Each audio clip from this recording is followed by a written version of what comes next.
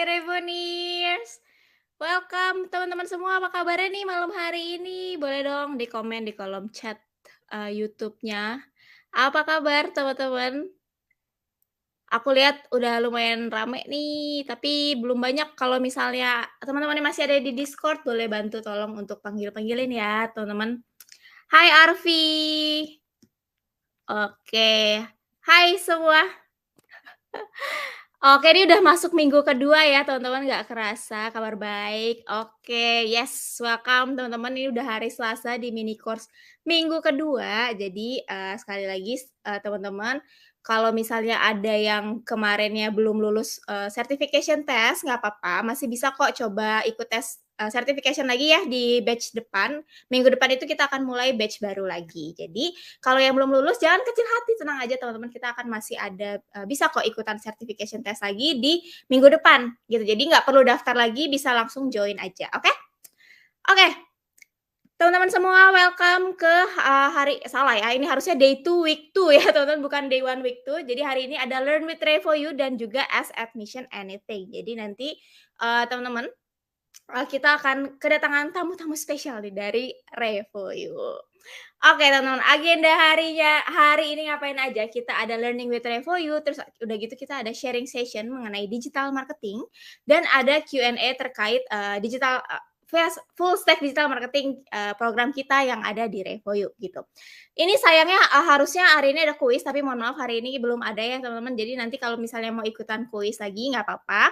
Minggu depan ya teman-teman, minggu depan kita akan ada kuis lagi di day 3 week 1. Jadi ikutan aja kalau mau ikutan kuisnya.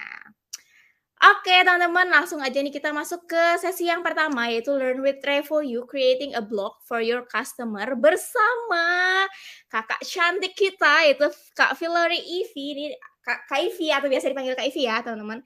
Kak Ivy ini adalah seorang senior content marketing executive di Revo You dan juga instrukturnya FSDM. Siapa yang udah lulus FSDM, siapa tahu nanti ketemu sama Kak Ivy ya teman-teman. Jadi boleh nih, aku langsung panggil dulu nih Kak Ivy-nya. Halo Kak. Halo, halo Amanda, halo semuanya. Selamat malam. Selamat malam. Kak Ivy nih kayaknya teman-teman udah nggak sabar ya untuk langsung mulai kenalan kayaknya nih sama Kak Ivy. Boleh mungkin kalau Kak Ivy udah siap untuk share screen, Kak? Boleh? Boleh ya, aku share ya Oke. screen-nya ya Kak Ivy. Oke, sebentar. Siap. Siap. Oke, silakan. Enjoy ya teman-teman. Oke deh. Udah pada bisa ngeliat screen-nya teman-teman? Oke, udah ya. Oke, kalau gitu selamat malam. Terima kasih udah datang hari ini. Moga-moga hari ini sebenarnya aku bakal sharing-sharing aja sih teman-teman. Jadi moga-moga ya, insightful dan moga-moga tidak percuma ya waktunya. Biasanya kan orang-orang kalau misalkan malam-malam jam 7 gini lagi santai-santai, tapi kalian di sini mau belajar, super appreciate dan moga-moga ada insight yang bisa kalian ambil hari ini. Nah, aku prepare slideshow-nya dulu. Oke. Bisa kelihatan ya? Oke, Kak Ivy namanya. Oke, sambil perkenalan. Jadi hari ini kita akan ngebahas tentang blogging plan teman-teman. Jadi bikin blog gitu ya. Mungkin di sini ada yang udah tahu, mungkin ada yang belum. Kita akan dari basic banget teman-teman apa itu blog dan nanti akan ada beberapa tips yang praktikal yang sekiranya moga-moga bisa ngebantu teman-teman supaya abis dari ini bisa mulai blog baik untuk pribadi maupun mungkin untuk pekerjaan atau bisnis yang kalian punya. Oke. Nah, kenalan dulu mungkin sebelum kita mulai, tak kenal maka tak sayang, aduh paling standar ya itu ya. Halo, aku Ivy, sekarang aku senior content marketing eksekutif di Revoyu. Nah, di Revoyu tuh aku pernah nge-handle apa aja, content marketing tuh nge-handle apa aja sih Kak, gitu. Dulu aku pernah nge-handle blog artikel, kurang lebih udah bikin lebih dari 70 artikel lah untuk blognya Revoyu. Terus juga pernah ngerjain data driven study yang kalau mungkin ada yang pernah dengar happiness index gitu-gitu juga dulu pernah handle. Termasuk digital PR biar artikel-artikel yang udah ditulis di blog itu bisa diliput sama media gitu teman-teman ya. Nah sekarang aku fokusnya tuh lagi nge-handle YouTube-nya Revoyu sama podcast-nya Revoyu, nge-co-host untuk podcast-nya Revoyu gitu. Nah, fun fact, aku dulu student juga. Jadi kalau misalnya kalian kemarin kenal sama Intan ya, Kami tuh sama-sama satu grup di Full Stack Digital Marketing dulu batch 3, udah setahun yang lalu teman-teman, kita start-nya Juni dulu, dan sekarang jadi sebenarnya aku juga dulu student, mungkin setahun lebih duluan aja belajarnya dan aku mau sharing, setahun 2 tahun deh, ya ampun udah 2 tahun. Ya aku mau sharing 2 tahun ini aku belajar apa aja gitu teman-teman.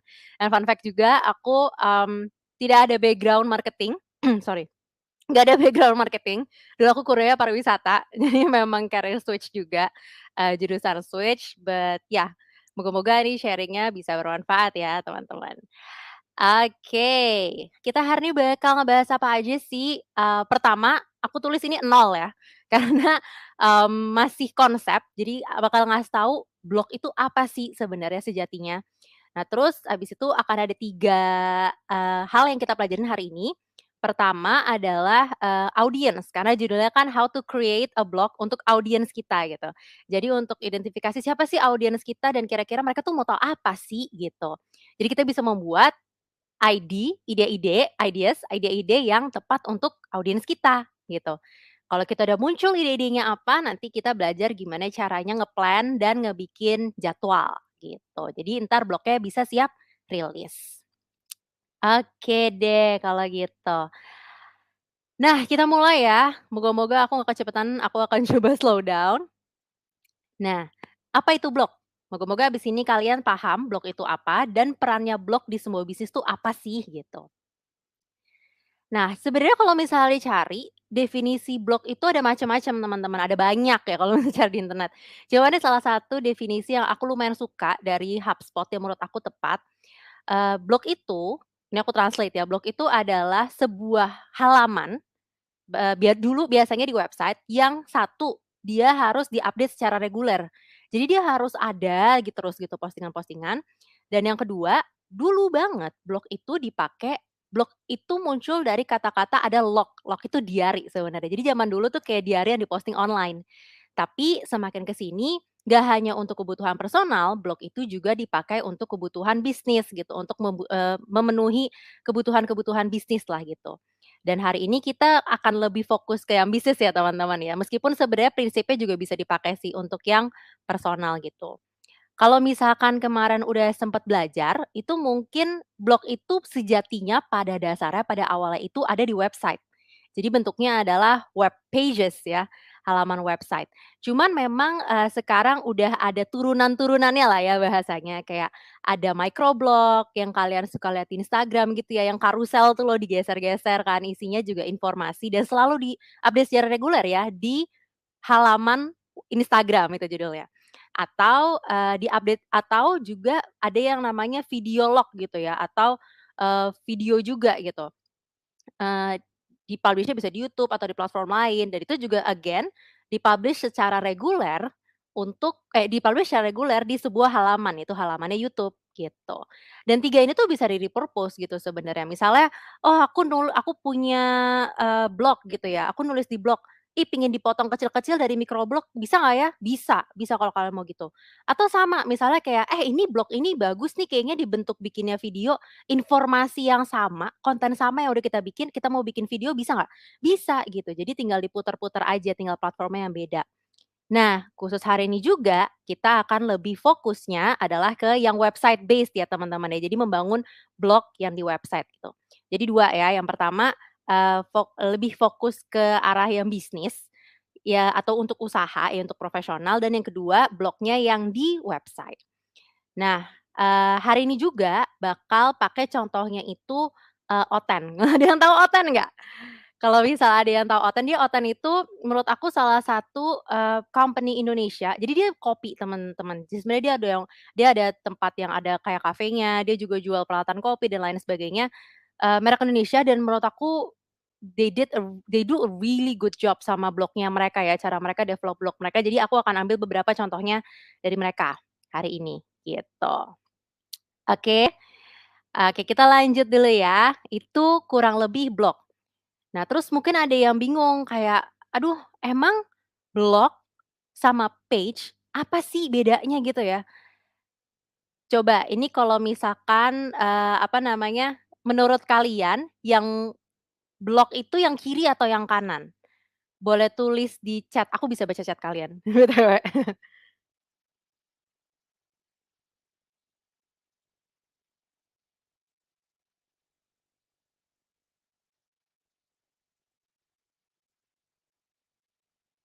Blok kiri, oke. Ada yang kiri atau yang kanan?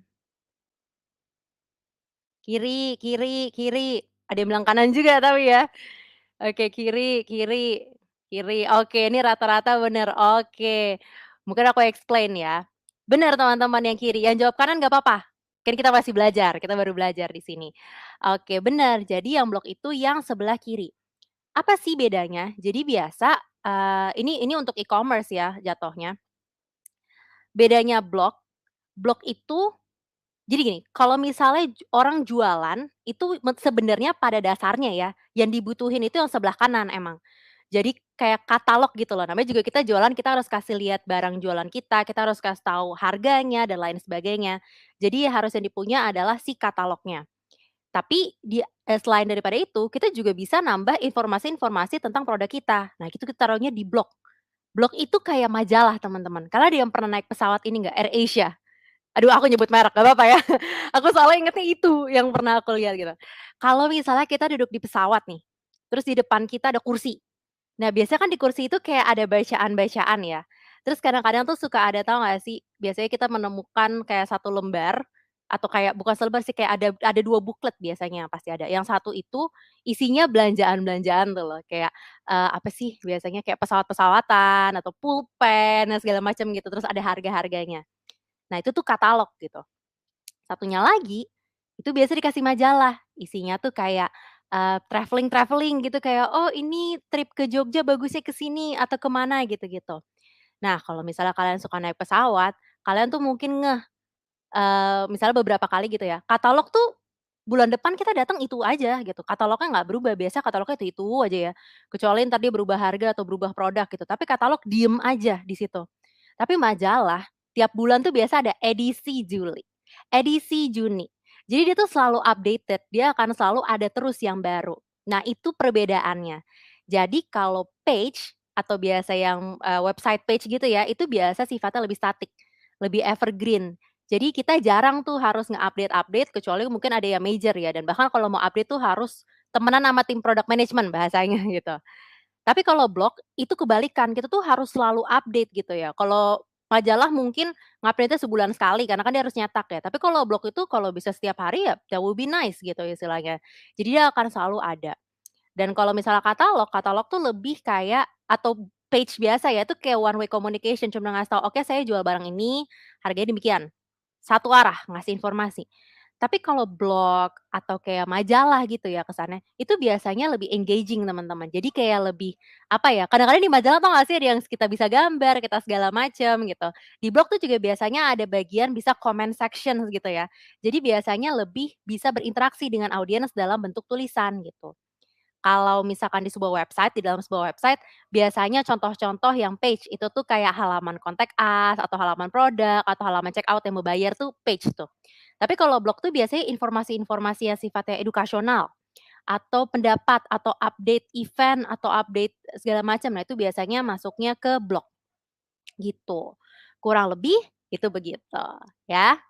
Oke, next. Nah, sekarang pertanyaannya, kalau misal tadi deh, yang menyambung yang tadi ya, terus saya kalau udah jualan, saya udah bikin landing page gitu ya, saya harus nggak sih bikin majalah? Kayaknya landing page aja cukup gitu. Bisa jadi cukup, nggak apa-apa gitu, landing page cukup gitu. Nah, pertanyaannya, kapan ya kita bikin blog gitu?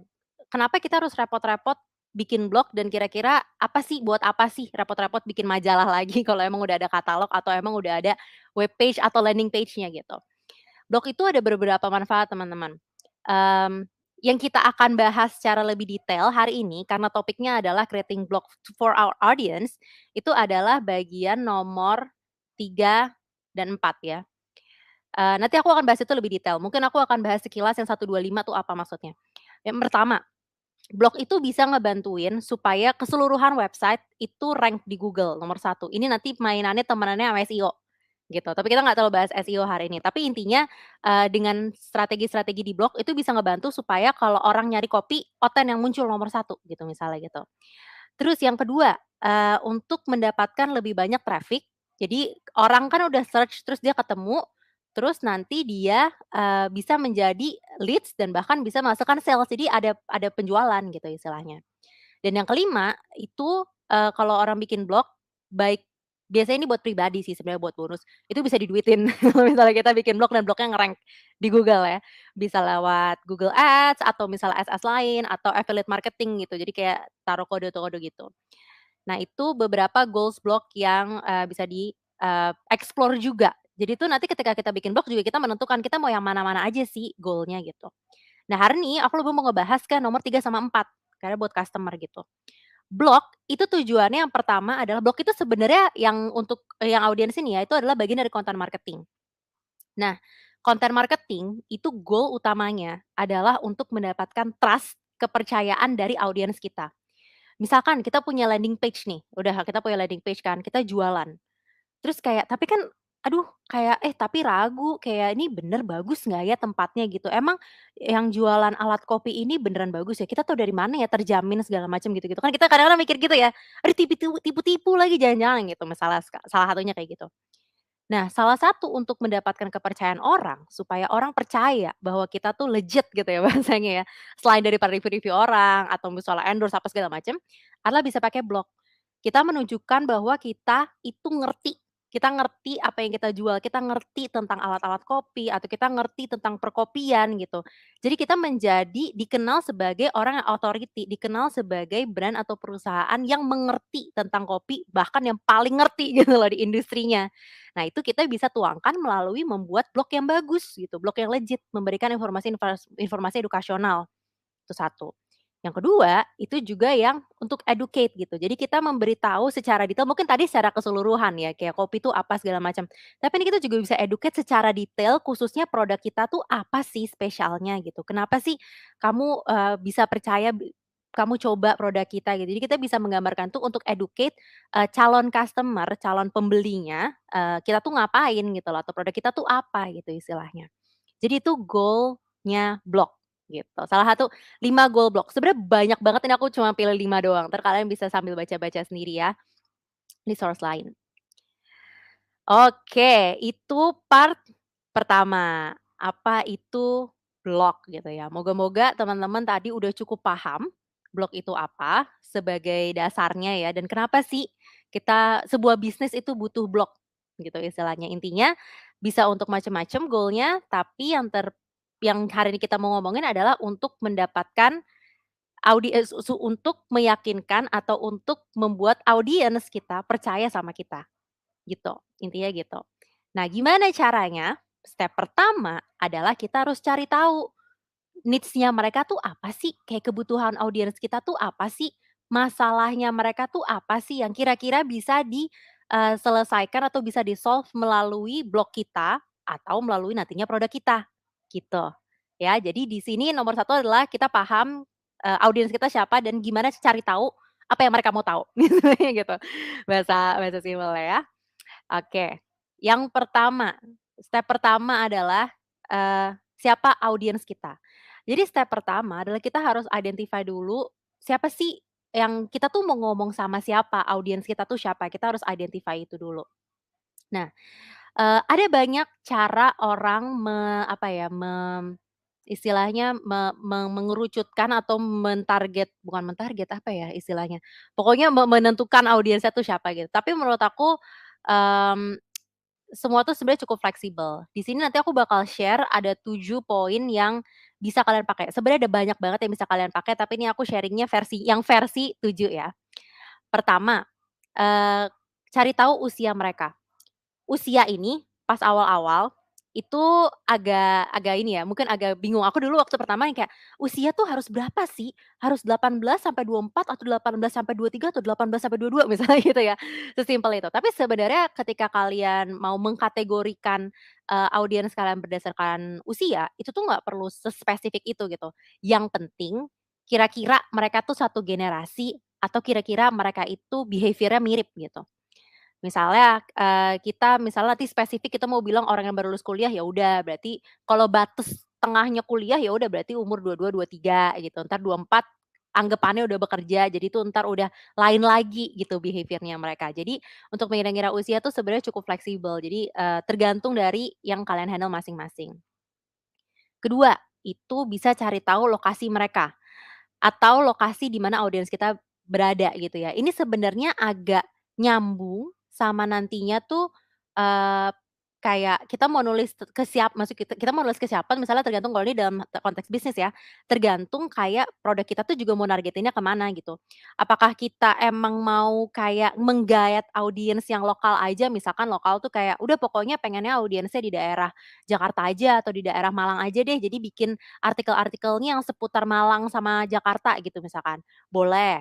Atau misalnya kita maunya kayak kita ini bisa satu pulau deh, kita butuh mentargetkan audiens, kita juga bisa nih produk kita didistribusiin ke satu pulau, misalnya Jawa atau Bali gitu. Atau nasional juga bisa, atau kalau mau berani ke luar negeri sekalian gitu bisa. Nah itu bisa menyesuaikan juga, jadi itu juga harus ditentukan gitu ya. Karena ini juga akan nyambung ke poin ketiga, bahasa yang digunakan. Ini sangat-sangat krusial menurut aku bahasa yang digunakan.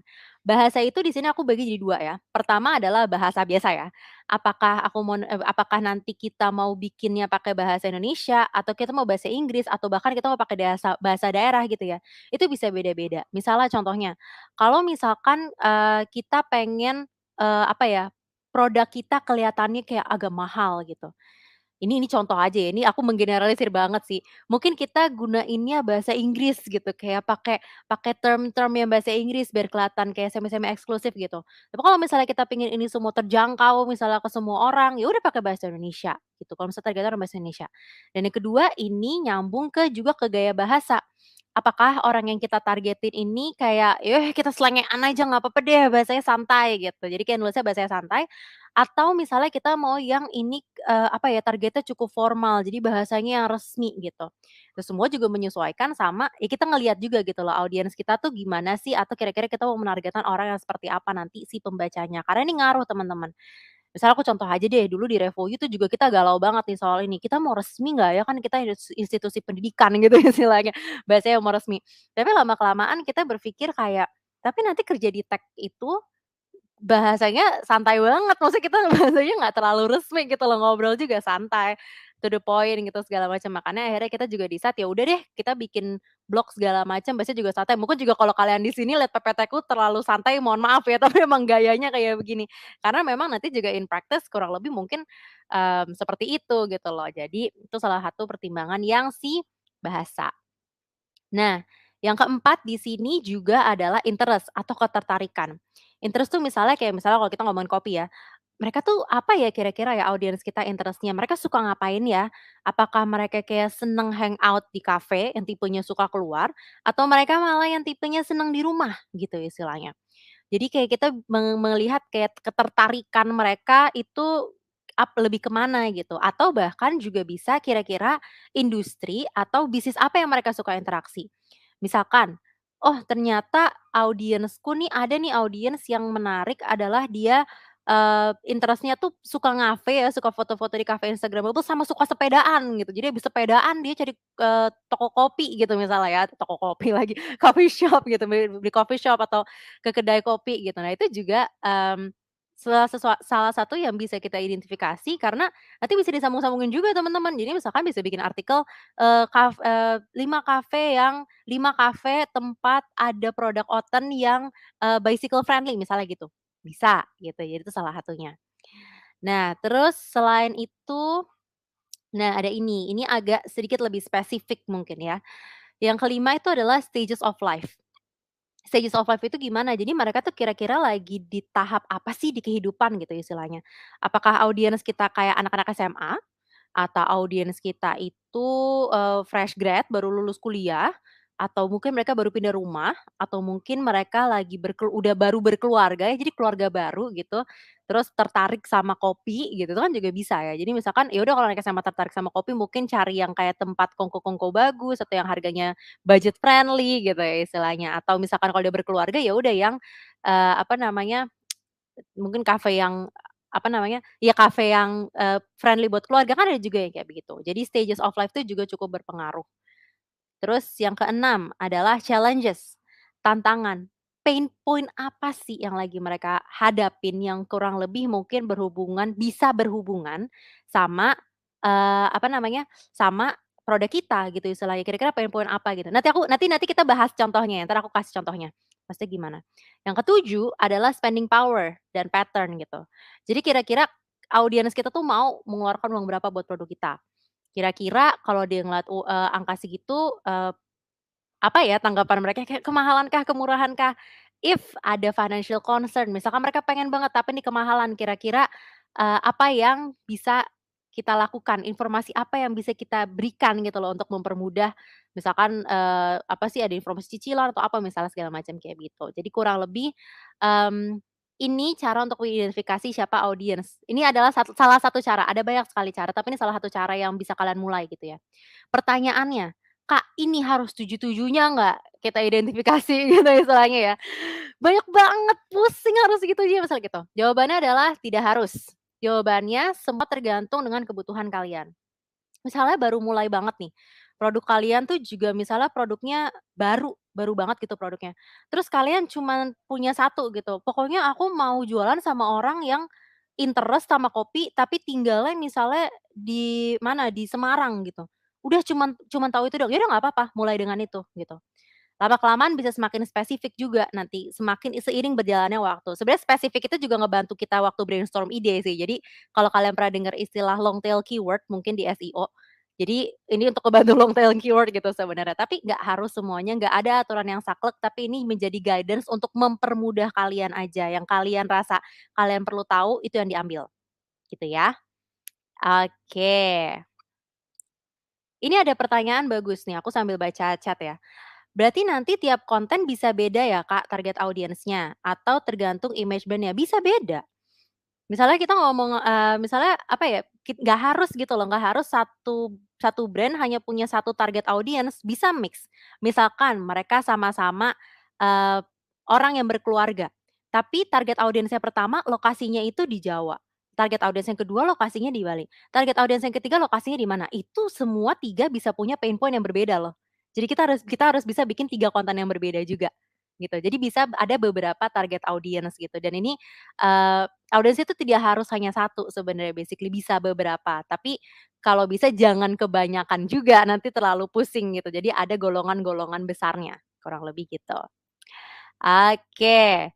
Napas dulu, lumayan panjang ya, ini step pertama. Kita masih ada 4 step lagi habis ini. Oke, step pertama. Jadi ini ya teman-teman, trik untuk mengidentifikasi siapa audiens kita. Mungkin kita lanjut dulu, nanti ada contohnya supaya kalian bisa lebih clear. Terus kalau udah yang kedua, kita riset. Riset mereka tuh butuhnya apa sih? Mereka mau tahu apa sih gitu. Nah, gimana caranya kita tahu apa yang audiens kita mau tahu? Apa yang audiens kita kepo, bahasanya gitu ya, bahasa gampangnya. Pertama adalah ada 3 cara di sini. Ini aku ngurutin sebenarnya dari yang, paling sederhana ke yang rada kompleks. Pertama paling gampang adalah cek DM, atau cek WA, atau cek apapun yang mereka pernah berkomunikasi sama kamu. Jadi ini kan audiens, jadi customer. Jadi kalau customer kayak misalnya DM nanya hal-hal yang kayak, "Kak, ini," misalnya jualan skincare gitu ya, "Kak, ini bisa nggak aku pakai sama bisa nggak sih retinol di-mix sama," apa sih, aku nggak terlalu tahu skincare ya, maksudnya sama campuran yang lain gitu, misalnya kayak gitu. Itu udah jadi satu konten sendiri teman-teman kalau kalian jawab, ya nggak? Gitu.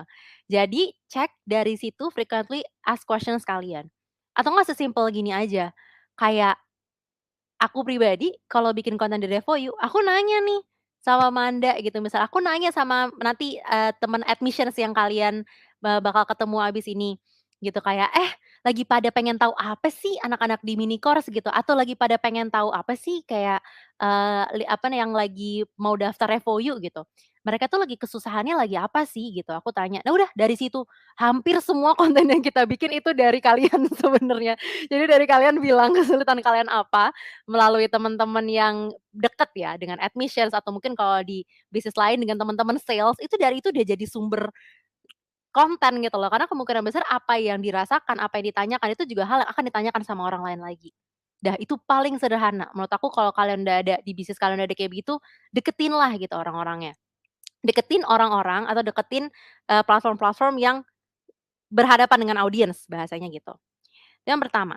Yang kedua, kalau misalkan kasusnya kayak, "Aduh aku tapi belum punya audiens Kak, aku baru bikin baru banget gitu, gimana ya? Belum ada yang DM," gitu misalnya bahasa kasarnya. Cek tetangga. Gak apa-apa cek tetangga, jangan takut. Bahasa yang paling sering adalah amati, tiru, modifikasi yang ada di industri kamu. Aku pernah diceritain sama orang, dia itu lagi galau banget bikin konten. Akhirnya tapi dia buat konten apa ya, kayaknya buat konten YouTube dia deh atau something, aku lupa. Terus dia cari YouTuber yang mirip sama dia konsepnya, terus dia bukain comment section-nya. Kan biasanya di comment section suka ada kayak, "Kak, bikin konten tentang ini dong," atau kayak, "Kak, nanya gitu, gimana sih caranya gini gini gini?" Dibikin lah sama dia videonya, ya bener ada orang yang nyari gitu istilahnya.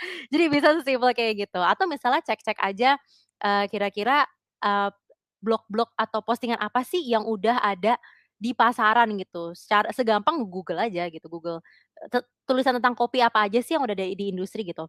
Setelah kita ngelihat, jangan kita copy plek-plekan, enggak boleh, itu peraturan yang saklek, nggak boleh di-copy plek-plekan. Yang kita bisa lakuin adalah kita mix, apa yang kita lihat di pasaran dengan apa yang kita tahu dong gitu. Misalkan yang di pasaran ada banyak misalnya berbagai resep kopi gitu misalkan.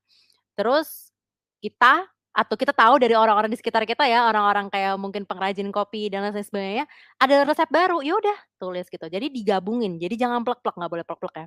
Atau cek di komunitas gitu, jadi join komunitas-komunitas yang berhubungan sama industri kamu, terus kalian lihat aja percakapan yang ada di, komunitas itu apa sih, misalnya mungkin ada di Discord atau di Facebook group atau di apa. Apa sih pertanyaan yang mereka, masih, pertanyaan yang mereka suka lontarkan. Pertanyaan itu kamu jadiin ide, gitu, ya. Yang ketiga, yang sebenarnya PR nggak PR, tapi buat aku rada PR, adalah survei langsung. Tanya langsung, bener-bener tanya langsung apa yang kalian mau gitu. Bisa beberapa caranya, bisa pakai Google Form atau bisa pakai Instagram question box. Tadi kalau nggak salah ya, aku nggak tahu mungkin tepat, kita baru sebar tadi baru titip, untuk share type form buat nanya ke, salah satu instructor Revoyu untuk kita diundang di Revoyu Podcast. Itu bener-bener kita pengen tahu needs kalian apa, itu salah satu bentuknya gitu. Jadi sebar aja ya, kita lagi mau undang ini, kalian mau tahu apa, needs kalian apa yang kalian kepo, nanti kita sampein gitu. Daripada pusing-pusing cari ide sendiri kan, nanya aja. Jadi tanya tuh ya bisa pakai Google Form atau bisa pakai IG question box, tapi kalau ini PR adalah kita juga udah harus build audience ya, karena kalau nggak siapa yang jawab gitu istilahnya. Jadi ini adalah 3 cara awal, nanti bisa explore cara lain, tapi ini ada 3 step awal yang bisa kalian lakukan untuk cari tahu kebutuhannya audiens kita tuh apa sih, audiens kita tuh mau tahu apa gitu, yang di industri kita, gitu, oke? Nah, kita ke contoh buat yang ini dulu, misalnya study case si Oten nih, aku di sini misalnya si Mbak-mbak nih, siapa ya, kasihlah namanya Ani.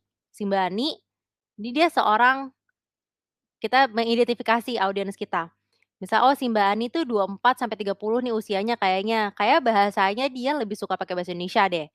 Hobinya, interest-nya dia lebih suka santai di rumah, orang yang nggak suka keluar-keluar. Challenges-nya, dia lagi, misalnya nih dengan cara-cara tahu tadi ya, challenges-nya adalah dia kayaknya baru mau belajar bikin kopi gitu istilahnya. Stages of life-nya dia mungkin eksekutif muda, baru mulai kerja, terus dia single gitu ya, belum punya keluarga gitu. Terus, nah itu udah, aku nggak ngambil tujuh-tujuhnya, aku ngerasa ini aja yang aku perlu tahu gitu untuk nanti bikin konten. Nah terus yang kedua, tadi tuh misalnya udah pakai Google Form, udah tanya-tanya, ternyata si Mbak Ani nih nanya nih, dia pengen tahu gimana sih cara bikin teknik kopi yang paling dasar gitu, alat apa sih yang wajib dipunya, berapa sih budget yang dibutuhkan gitu. Jadi menggunakan trik-trik tadi, kalian nanti bisa mendapatkan ini untuk step 1 sama step 2. Ini contoh contoh ya teman-teman ya. Jadi bisa bisa tahu gitu. Jadi ternyata dari challenges-nya dia mau belajar bikin kopi, dia penasaran tentang hal-hal kayak begini. Gitu. Ini salah satu steps-nya. Jadi nanti coba identifikasi di kasus teman-teman masing-masing. Oke, ini part pertama. Moga-moga paham ya. Sip, kalau gitu, kita move on ke yang kedua, yaitu adalah nge-list down ide. Jadi dari yang tadi kita udah tahu, kayak oke kita udah tahu, audiens kita siapa nih yang mau kita targetin, atau audiens kita yang udah ada, atau audiens yang mau kita targetin, kita udah tahu siapa. Terus kita juga udah tahu mereka tuh kepo tentang apa sih. Nah sekarang kita menunjuk menentukan topiknya tuh apa. Kayak kita mau ngomongin apa, kontennya apa, kita mau bikin konten apa dari masalah itu. Nah, ini stage 2 adalah kita nge-list down ide, jadi moga-moga abis ini kamu bisa come up sama topik dan kamu bisa mengkategorisasikannya. Kita mulai dari yang pertama dulu. Nah, step 3 ini, nah kalau kita udah tahu itu semua, kita pilih, kita mau nulis konten yang kayak gimana sih gitu. Ini adalah beberapa contoh tipe konten blog teman-teman. Ada banyak sekali, aku nggak bisa nulis semua, makanya adalah 10 titik-titik, tapi adalah beberapa yang paling sering banget diliatin. Ini aku ngambil contoh-contohnya dari si website-nya si Otan itu sendiri ya. List, yang pertama ada listicle, ini paling standar, ini paling sering, ini orang paling suka. Kenapa? Karena dia tahu gitu, oke saya akan mendapatkan informasi tentang 5 hal, saya akan menemukan informasi tentang 10 hal gitu. Jadi dia akan nge-scroll terus sampai dia ngelihat angka 5 sampai 10 itu. Jadi orang tuh suka listicle itu karena mempermudah mereka gitu loh untuk kayak, "Oh ya gue akan menangkap sekian informasi," gitu. Jadi bisa tipe konten blog kalian bisa bikin tipe konten salah satu adalah list. Terus, yang kedua, itu juga bisa bikin tutorial atau how to gitu ya. Di sini contohnya adalah misalnya resep, atau misalkan bisa juga kayak bikin tutorial cara menggunakan apa gitu misalkan, atau kayak kalau, skincare ya tutorial menggunakan gua sha, kalian tahu gua sha nggak sih? Yang kayak ditarik-tarik batu itu aku lagi suka banget. Ya itu tutorial, itu ada satu tipe konten lagi gitu, konten namanya jenisnya tutorial.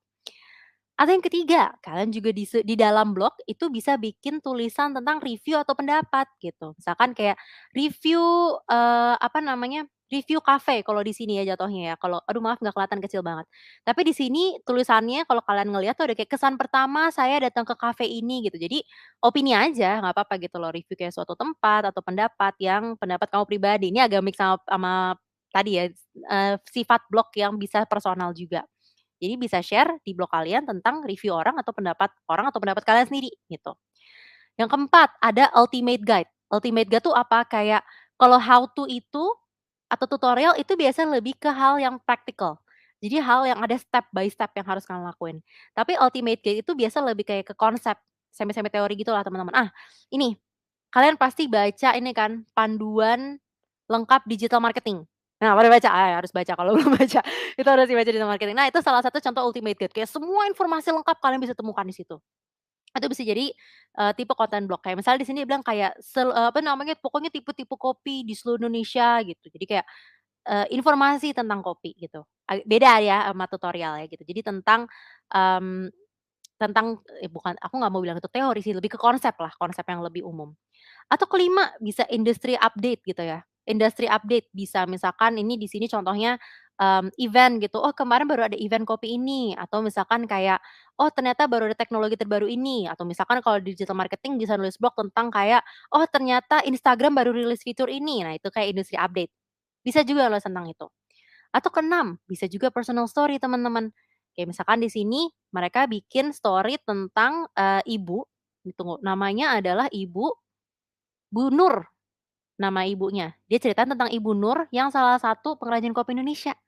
Personal story itu juga bisa kalian share. Kalau di, Revoyu kita tuh juga banyak banget kan kita sharing cerita alumni, mau lewat komik, mau lewat, apa namanya, mau lewat jurnal gitu. Karena personal story itu juga bisa menceritakan personal story bisa macam-macam, bisa story dari customer kamu, bisa story dari orang yang di balik layar gitu loh, orang yang memproduksi atau orang yang apa, yang penting story gitu. Orang tuh senang cerita, soalnya orang tuh senang baca cerita.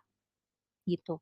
Selain itu bisa juga misalkan expert interview gitu ya, kalian di sini misalnya mengundang, expert kopi Indonesia atau misalnya kalau di Revoyu misalnya kadang-kadang kasusnya kita suka, eee, interview instructor gitu ya misalkan. Jadi expert interview terus tanya pendapat mereka tentang sesuatu dan lain sebagainya. Atau bisa infografik juga bisa, atau bisa study cases juga bisa dan lain sebagainya. Jadi ada banyak banget teman-teman tipe konten blog yang bisa kalian explore yang harusnya jadi nggak stuck ya, jadi bisa bikin banyak karena kan again blog itu harus consistently updated, harus regularly updated, gitu. Ini tipe konten blog. Nah jadi, tadi setelah kita tahu itu, nah study case outline, nah kita sekarang ngapain? Kita list ide yuk, gitu. Tadi kan pertama kita udah tahu problemnya apa aja yang dihadapin sama si Mbak Ani atau Ina tadi namanya Mbak Ani ya. Dia pengen tahu gimana sih bikin teknik kopi paling dasar, alat apa sih yang wajib dipunya, berapa sih budget yang dibutuhkan. Lalu kita gabungkan itu sama tipe konten. Ada misalnya kita pilih 3 aja deh, tutorial atau listicle atau ultimate guide. Jadilah beberapa ide konten. panduan lengkap jenis kopi di Indonesia supaya dia tahu jenis-jenis kopi. Atau tutorial menggunakan AeroPress, menjawab pertanyaan dia, alat apa sih yang wajib dipunya? Terus misalkan ternyata yang wajib dipunya namanya AeroPress, kita bikin konten tentang tutorial AeroPress, gitu. Atau misalnya nih yang ketiga, dia juga nanya nih, alat apa yang wajib dipunya? Nah, dia bisa bilang, "Ini 3 alat listicle yang wajib kalian miliki," gitu. Atau misalkan tadi, berdasarkan tadi kan dia sukanya di rumah, ya udah bisa listicle juga kayak misalkan 5 snack pendamping kopi paling nikmat gitu. Dan ini bisa dicampur-campur teman-teman. Jadi misalkan ya, kita ngomong gimana teknik bikin kopi paling dasar. Kita mau bikin tiga-tiga ini juga bisa loh. Jadi misalnya kita bisa bikin tadi teknik bikin kopi ya, kita bisa bikin tutorial tadi ya, tutorial menggunakan AeroPress, itu udah satu konten. Entar lagi, tutorial menggunakan apalagi, V60, tutorial menggunakan apa, itu udah jadi tuh, satu bank konten, banyak banget kan idenya. Tapi bisa juga, masih dengan permasalahan yang sama, gimana teknik bikin kopi paling dasar, kita bikin listicle. Jadi kita bikin, ini adalah 5 teknik yang kamu harus kuasain, atau enggak ini adalah 5 alat yang harus kamu punya, ya pokoknya gitu-gitu. Sorry, jadi ini yang pertama aja deh, 5 teknik yang kamu harus kuasain atau 2 teknik yang wajib kamu kuasain sebagai, bikin kopi paling dasar. Itu problemnya masih problem pertama loh, udah dapet 2 konten, 3 konten, 4 konten malah lebih. Ultimate guide juga bisa. Gimana teknik bikin kopi paling dasar bisa dijawab dengan, ini adalah ini adalah teknik-teknik bikin kopi, atau enggak panduan lengkap membuat teknik kopi gitu. Membuat teknik teknik membuat kopi, sorry agak berantakan, maaf kalau bingung. Tapi paham ya maksudnya ya? Jadi dari satu problem aja tuh bisa kita pecah jadi tipe konten yang banyak, belum lagi misalkan tekniknya ada banyak, alatnya ada banyak, itu bisa dipecah-pecah dan itu bisa jadi bank konten topik sendiri, gitu. Jadi nggak bakal habis deh, ide tuh nggak bakal habis teman-teman ya, oke? Jadi ini salah satu yang bisa kalian pakai strateginya. Dapat ya? Oke, kita lanjut lagi. Kalau begitu, yang berikutnya adalah, ini aku kasih poin namanya 3.5 sih. 3.5, jadi 3.5 tuh sebenarnya ini nggak wajib, tapi ini menurut aku konsep yang kalian harus paham kalau mau bikin blog di website. Gini, kita ini, kalau di website itu kan kalian ngeliat ada yang di atas ini ya teman-teman yang warnanya merah. Kita bilang ini di berbagai, platform beda-beda. Ada yang ini teks namanya, ada yang namanya kategori, tapi in general kita akan bilangnya konten pilar. Konten pilar adalah ketika tadi kalian udah punya banyak sekali list ide, itu sebenarnya yang lebih baik adalah besok kalian kategorikan. Ini masuk kategori jenis kopi kah? Atau dia masuk kategori tips kah? Atau dia masuk kategori cafe dan travel kah? Dia masuk kategori mana? Jadi dari list yang panjang kita membuat beberapa kategori. Kenapa? Jadi ketika orang datang ke blog kita, dia akan dengan mudah bisa menavigasikan. Misalkan kayak, "Oh ya aku emang lagi cari tips," gitu. Jadi semua konten tentang tips ada di satu tempat yang sama gitu. Jadi orang nggak pusing nyarinya. Jadi ini namanya adalah mengkategorisasikan. Atau memecah jadi topik-topik utama gitu ya, konten pilar kita bahasnya, gitu. Jadi kayak misalkan tadi, kalau misalnya kayak, apa namanya tadi, misalkan tentang alat ya, itu bisa masuk ke kategori yang mesin kopi, misalnya gitu. Atau misalnya teknik, teknik bisa masuk ke tips, gitu. Dalam membuat ini bebas, bebas gimana, tapi disarankan sebenarnya di awal, keep it simple dulu kalau masih di awal banget ya baru pertama bikin, fokus sama 2 sampai 3 topik aja dulu. Gitu, jadi nggak usah ini kan dia ada 1, 2, 3, 4, 5, 6 dia ada punya 6 topik, banyak banget ya, karena dia udah membesarkan blognya. Tapi di awal, untuk mempermudah kamu untuk gitu ya, jadi kayak seenggaknya di bidang tips, orang langsung cari ke aku nih, gitu. Jadi tipsnya diramein gitu misalkan. Itu di awal fokus aja sama 2 sampai 3 topik, gitu ya, nggak usah banyak-banyak gitu. Ini suggestion aja sih, tapi kalau kamu mau langsung banyak juga silahkan, tapi sebenarnya suggestion orang-orang 2 sampai 3 topik. Nah, misalnya udah banyak banget nih, banyak banget ide, terus gimana dong aku narrow down tuh apa ya, mengerucutkan jadi 2 sampai 3 topik gitu. Ini ada beberapa konsiderasi yang bisa kalian, pakai untuk milih prioritasin. Pertama adalah pilih aja kayak banyak mana mana topik yang sering banget ditanya ke Mimin, karena misalnya ternyata yang tanya ke Mimin tuh banyakan tentang, teknik bikin kopi, ya udah itu yang diutamain, misalnya gitu. Atau enggak, yang sering ditanya ke Mimin dan yakinin orang mau beli gitu. Jadi mungkin kurang lebih yang intinya kalau dia baca, itu dia jadi makin yakin sama kita terus dia mau beli, bahasanya gitu ya. Jadi itulah misalnya diprioritaskan karena selain itu bisa menuhin blog kita, tapi itu juga bermanfaat, bisa dimanfaatkan sama Mimin, bisa dimanfaatkan sama yang lain untuk meyakinkan secara langsung dan itu memang udah yang ditanya gitu loh istilahnya. Itu yang cara memprioritaskan yang pertama. Yang kedua adalah, sekalian kalau misalkan ini nanti belajar SEO ya teman-teman, itu, cari yang dia keyword friendly karena ini tadi kita beda ya approach-nya ya. Kalau blog itu beberapa ada yang approach-nya adalah nyari dari yang bisa rank di SEO, tapi ini kita kebalikan, bukan kebalikan sih, kita pakai strategi yang satunya, untuk audience gitu. Tapi juga bisa loh, jadi meskipun kita bikin artikel buat audience, juga bisa artikel kita rank di Google gitu. Jadi tetap bisa keyword research dan kalau misalnya emang dia ada potensi untuk rank itu juga diprioritasin menurutku. Research awareness gitu. Itu cara untuk mungkin apa ya, ya semi-semi strategi sih untuk memprioritaskan dari banyak banget ide, gimana kita di awal karena di awal better fokus dulu dibanding langsung kayak pengen kebanyakan gitu. Nanti sambil berkembang, sambil nambah gitu. Oke, moga-moga bisa dimengerti. Sip. Itu buat yang, tadi ya, untuk yang, poin kedua.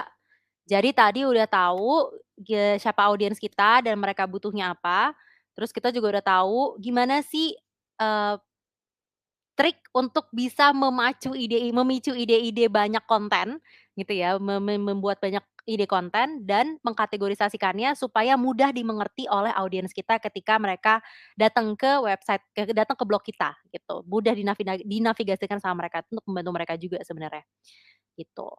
Oke? Yang ketiga dan yang terakhir adalah merencanakan blognya gitu. Jadi kita memang di hari ini kita nggak nyampe stage eksekusi ya teman-teman ya, mungkin aku nggak, belum bisa share kayak gimana sih cara nulis apa segala macam gitu-gitu, tapi seenggaknya ini sampai bagian planning gitu. Jadi ketika udah punya banyak ide topik, udah tahu maunya apa, itu tahu apa aja yang perlu diatur dan bisa bikin sedikit sistem lah supaya blognya bisa lancar dan konsisten, gitu. Nah, oke, yang pertama, ini sebenarnya kalau misalnya udah tahu tadi kita planning sebenarnya ini harusnya agak di awal sih sebenarnya ya planning sebelum kita mulai. Tapi planning mungkin standar aja, ini approach orang beda-beda, cuman aku suka kalau planning tuh langsung 5W1H. Tadi what-nya udah ya, kita udah tahu kita mau bikin blog, kita udah tahu kita mau bikin topik-topiknya apa, kita juga udah tahu why-nya kenapa, why-nya adalah tadi goal kita pengen bikin konten untuk audiens kita gitu, jadi bagian saya udah centang-centang. Bagian how, itu kita mungkin nggak terlalu bahas karena, eee, mungkin di sesi lain kali teman-teman ya, untuk detailnya nulis blognya. Mungkin kita akan bahas nanti juga lebih fokus di yang nomor when gitu. Jadi, who, oke kita udah punya banyak ide topik, siapa yang ngerjain? Itu pertanyaannya. Oke kita sudah merencanakan, terus siapa yang mau ngerjain gitu, misalnya ini banyak banget gitu. Ada beberapa approach yang bisa dipakai. Yang pertama adalah tulis aja sendiri gitu. Kalau berdasarkan pengalaman, kita tim content marketing di FOU, aku dan beberapa teman-teman yang pernah nulis juga, itu biasa kita kalau optimal ya, itu 1 minggu 3 blog gitu. Tapi ini blognya yang panjang ya teman-teman ya, maksudnya bukan SEO, jadi blognya tuh penuh dengan riset dan lain sebagainya. Mungkin kalau misalnya kerasa, oh itu agak lama gitu istilahnya, itu bisa juga hire orang gitu, hire content writer. Ini agak beda ya, kalau misalnya aku kan tadi sebagai content marketing, makanya selain dari nulis, ada banyak yang harus aku lakuin, jadi capacity-nya cuma bisa 3 artikel biasanya. Tapi kalau misalnya mau cepet, hire orang, bisa hire freelancer. Ada beberapa perusahaan yang menggunakan approach ini gitu. Jadi mereka perusahaan-perusahaan ini mungkin juga kalau di sini ada yang nge-handle juga, itu bisa ya udah kalian list down aja sekian topik, cari freelancer, deal-deal-an, sebulan saya butuh sekian artikel, judulnya tentang ini, nih, nanti mereka yang nulis artikelnya, gitu. Jadi bisa 2 approach-nya siapa yang ngerjain gitu. Jadi bisa sendiri, kalau mau sendiri boleh, bisa hire orang ya silahkan juga bisa hire orang, heeh, gitu. Nah terus, yang kedua adalah di mana. Oke udah ada ide, terus nge-post-nya di mana pertanyaannya gitu. Ini adalah istilah yang kita pakai itu adalah CMS, Content Management System. Kalau kalian pernah, ini mungkin cukup terkenal ya dulu zaman dulu kalau misalnya seangkatan-seangkatan Blogger, Blogger.com ya? Apa sih namanya lupa, atau Blogspot ya, Blogspot. Terus WordPress gitu, atau mungkin sekarang kalau misalnya mau bikin blog kalau nggak mau diduitin di Medium juga cukup menurutku. Ada beberapa perusahaan yang bisa untuk nulis di Medium, kalau ada yang kalian tahu Medium itu gratis sebenarnya dan dia juga punya SEO sendiri, Medium itu juga bisa kalau mau bikin di situ, yang penting kan bisa baca orang. Atau misal pakai Ghost, kalau kita di Driveway pakai Ghost sih namanya. Gitu, jadi ada banyak content management system dengan pros and cons-nya masing-masing. Ada yang gratis, ada yang berbayar. WordPress itu gratis, ada yang berbayar juga sih tapi.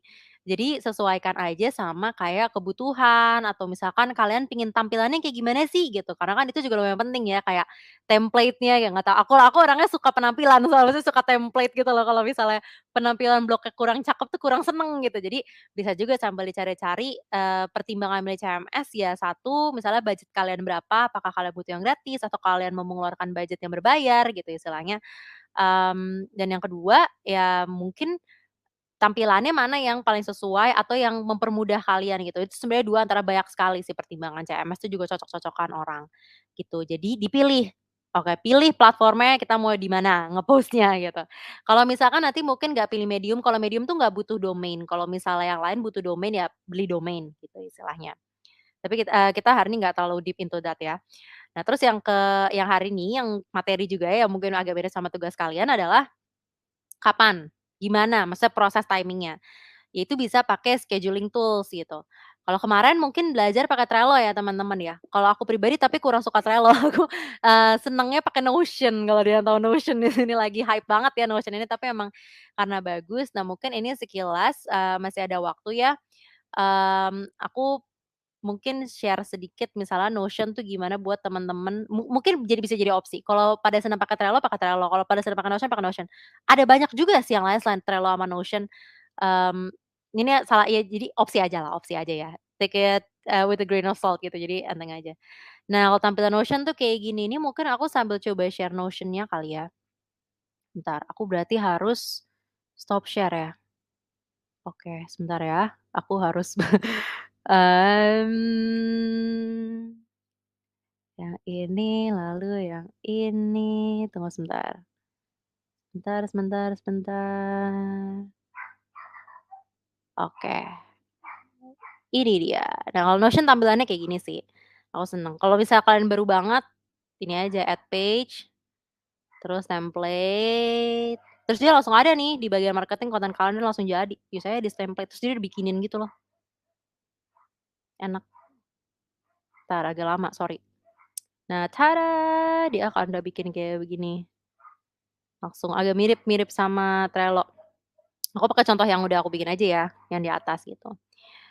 Dia bisa dibagi-bagi. Jadi misalkan di sini entar kita tulis nih judulnya apa, terus bisa assign juga apakah kita nulis sendiri atau misalkan nanti kita mau pakai orang freelancer gitu. Jadi entar bisa tulis nama-namanya, bisa tulis deadline-nya juga. Deadline sama publication date dibedain ya teman-teman ya.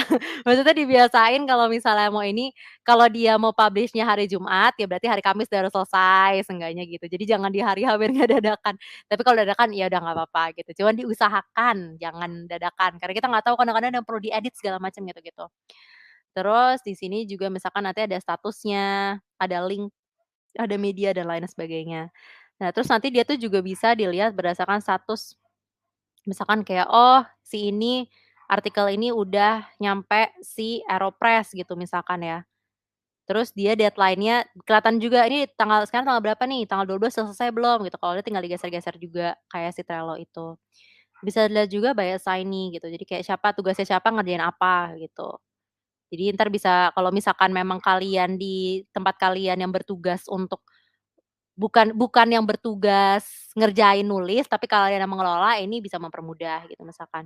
Itu bisa juga berdasarkan kalender, jadi kelihatan kayak, oh tanggal segini bakal deadline-nya ada apa aja gitu, bisa digeser-geser.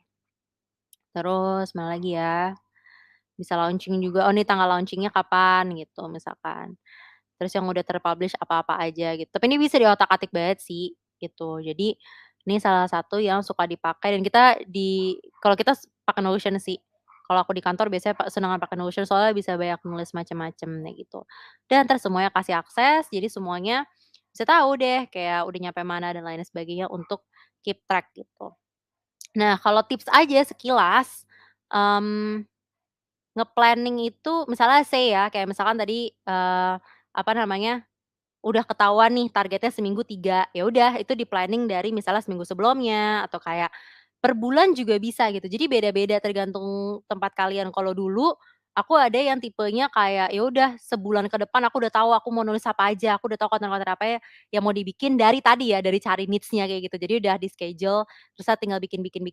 Jadi kayak batching gitu loh. Jadi bukan kayak, oh tiap mau bikin konten mungkin agak beda kalau ada yang tahu sosmed kan kayak sosmed biasanya, lebih cepet ya pergerakannya, karena dia juga proses bikinnya lebih cepet. Jadi kita belum belum tentu tahu nih kita bulan depan mau nge-post apa, ada yang kayak gitu, ada yang enggak. Tapi kalau misalnya, blog aku biasanya lebih seneng dari jauh-jauh hari. Jadi aku udah tahu kayak kurang lebih aku akan bikin 12 artikel ini di bulan ini, gitu. Jadi lebih apa ya, karena production prosesnya lebih lama kan dan kayak kalau nulis blog itu teman-teman, ada blog yang kita bisa nulis cepet. Misalkan kalau tutorial udah jelas ya, kita udah dapet sumber yang pas, misalnya kayak sumbernya kita udah dapet chef, ya udah kan kita tinggal ngetik apa yang chef itu bilang ya, jadi mungkin lebih sederhana. Tapi misalnya kalau yang sifatnya panduan, wah itu bisa lama nulisnya, karena kita harus riset kan, kita bener-bener harus riset yang supaya memang itu menjadi panduan lengkap gitu istilahnya. Nah itu juga bisa dicicil dari jauh-jauh hari gitu misalnya. Kalau misalkan ini aku sharing pengalaman aja ya, setiap orang mungkin beda-beda style, tapi mungkin buat yang baru mulai biar ada gambaran. Kalau misalkan, aku nulis yang istilahnya, mmm, singkat, maksudnya lebih singkat itu mungkin 2 3 hari selesai, atau 1 2 hari lah selesai gitu ya. Jadi kalau misalnya yang kayak begitu, ya udah aku planning-nya kayak 2 hari sebelumnya, pokoknya planning-nya gitu, jadi hitungnya hitung mundur, sukanya gitu. Jadi misalnya deadline adalah hari Jumat tanggal 16, aku hitung mundur ke belakang, aku butuh berapa hari, aku nyocokin juga sama kayak, blog-blog yang lain seberapa sulitkah blog itu gitu loh untuk di-up atau kayak konten itu untuk dibikin, dan itu cara aku untuk kayak misalkan nge-planning. Jadi nge-planning itu better menurut aku kayak long term gitu loh, ngeliat kalender, ngeliat capacity dan lain sebagainya juga, gitu. Yah, kurang lebih begitu sih teman-teman, beberapa hal yang bisa aku sharing ya, buat tentang blog ini. Mmm, moga-moga ngebantu teman-teman. Kalau misalnya ada yang mau nanya-nanya, boleh bisa connect aja sama aku di LinkedIn, di Filori IV. Kalian ini aja, apa namanya, bilang aja di notes-nya kalau di LinkedIn bisa ada notes kan kayak, "Halo Kak, aku kemarin join mini course," gitu. Jadi aku tahu kalian siapa gitu. Kalau misal ada yang misal mau nanya-nanya tentang blog atau kayak tentang konten marketing atau boleh email aja di aku di ivi@revoyu.co. Moga-moga hari ini, apa, buat yang baru mau bikin blog bisa jadi ada inspirasi, buat yang udah ada blog moga-moga juga blognya jadi bisa lebih bagus, bisa lebih rapi, dan ya gitu. Thank you very much semua, semoga kalian have fun, moga-moga juga someday nanti bisa ketemu beberapa dari kalian di kelas full stack ya, gitu. Oke, thank you Kak Ivi, udah Thank you juga sharing nih Amanda. ke teman-teman semua. Luar biasa nih responnya Kak Ivi kalau sambil baca komen ya, pada Aduh pinteran semangat banget ngebaca nih nih. sama baca dong, baca dong. Setelah ini boleh ya Kak nanti dibaca, kayaknya pada semangat banget nih sama sesinya Kak Ivi, kayak Wah, seneng banget. semoga bisa ini ya Gitu. teman-teman dapat insight baru nih dari Kak Ivi. Dan kalau misalnya teman-teman yang di sini yang udah tergabung di full stack ya, udah lulus misalnya atau yang belum masih mikir-mikir terus ternyata ngelihat Kak Ivi terpesona nih ya malam hari ini ya. Siapa tahu nanti ketemu loh sama Kak Ivi nanti di Iya, full ketemu yuk. stack. Tuh diajakin ketemuan loh guys. Ketemu Gas. di Polsek. Ayo gaskan guys. Oke kalau gitu terima kasih banyak Kak Ivi buat waktunya sharing Thank you sama banyak teman-teman semua juga. malam hari ini. Kalau Semangat gitu kita semua. terima kasih banyak semoga bisa ketemu lagi sama Kak Ivi nanti di lain waktu. Thank you Kak Ivi, selamat istirahat ya Kak. Thank you, bye semua, Bye-bye. have a nice evening. Oke teman-teman, gimana tadi sesi kata Aksaraka semoga ketemu Kak Ivi di full stack. Amin ya kalau teman-teman masuk full stack, ketemu kok sama Kak Ivi. Oke teman-teman, Kak Ivi kok cantik bener sih, bener loh teman-teman. Semoga, jangan gara-gara Kak Ivi cantik doang ya, tapi kan pinter juga tuh ya. Jadi biar makin semangat belajarnya teman-teman, ayo daftar full stack biar bisa ketemuan langsung sama Kak Ivi ya. Oke, teman-teman sekarang kita masuk ngomong-ngomong soal full stack ya. Kita hari ini sesi yang kedua nih ada Ask Admission Anything bersama Admission Counselor. Siapa yang punya pertanyaan terkait full program, itu malam hari ini mungkin nanti bisa ya drop pertanyaannya via Slido, karena nanti kita akan ada sesi Q&A di akhir bareng salah satu admission counselor yang ada di Revoyu, teman-teman. Jadi misalnya teman-teman masih ada keraguan untuk join ke Full Stack Digital Marketing, kira-kira kenapa atau ada yang penasaran terkait programnya, boleh kok langsung aja drop pertanyaannya di Slido. Nanti aku mau minta tolong Arfi untuk di-share lagi ya, Arfi, link untuk bertanyanya ke tim admission nih. Jadi malam hari ini kita udah kedatangan salah satu tim admission, Karani. Mungkin teman-teman ada yang dari batch-batch sebelumnya, kita udah pernah ada sesi bareng Karani juga. Tapi buat teman-teman yang baru tergabung di batch ini, kita akan sesi malam hari ini bersama Karani. Jadi kita ketemu lagi sama Karani. Mungkin aku panggil dulu kali ya Karani ya buat kenalan sama teman-teman semua. Halo Karani. Halo, halo Amanda. Halo teman-teman Minikars semua. Gimana nih kabarnya? Luar biasa nih Kak, rame nih Kak malam hari ini. Wah, sip-sip. Luar biasa. Luar biasa sekali. Oke, Karani mungkin mau kenalan dulu atau kayaknya udah kenal nih teman-teman? Aku intro sedikit kali ya. Halo teman-teman Boleh. semua. Salam kenal ya. Jadi aku admission counselor Revoyu. Jadi kalau mungkin kalian ada yang udah pernah apply, nah biasanya kalau ketemu aku tuh di sesi video chat sih, sampai aku yang bantu untuk masuk kelas juga. Jadi tugas admission counselor di Revoyu itu bukan cuma sekedar nganterin kalian buat masuk ke kelas, tapi juga bisa konsultasi kalau masih galau nih tentang karirnya gimana gitu, atau ada concern-concern. Nah, biasanya kita juga bantu untuk jawab-jawabin concern-concern dan kekhawatiran kalian juga sih, kayak gitu. Oke, ini udah pada hai Karani nih, kayaknya udah pada nggak sabar ya dengerin Karani. Mungkin boleh Kak, sesinya aku serahkan ke Karani. Oke, Silakan ya sip. Kak. Thank you Amanda. Oke, jadi aku di sini mau kenalin sedikit ya tentang full stack digital marketing di Revoyu itu kayak gimana sih gitu. Jadi boleh next slide nih Amanda. Nah, jadi Revoyu itu apa sih gitu? Mungkin teman-teman di sini ada yang udah lama juga gitu kan kenal Revoyu, ada atau mungkin ada yang baru juga nih.